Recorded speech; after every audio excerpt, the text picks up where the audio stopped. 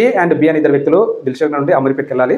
ఏ అనే వ్యక్తి బైక్ మీద బయలుదేరిండు. కొంచెం దూరం వెళ్ళిన తర్వాత రోడ్ బ్లాక్ అయింది. ట్రాఫిక్ పోలీసులు అక్కడ బోర్డు పెట్టేస్తారు, టేక్ డైవర్షన్ అని. సో ఇతను డైవర్షన్ తీసుకుంటే హాఫ్ అన్ అవర్ ఎక్కువ అవుతుంది, 7 కిలోమీటర్స్ ఎక్కువ వస్తుంది నాకు అని చెప్పేసి ఒకసారిగా ఫ్రస్ట్రేషన్ గురైండు.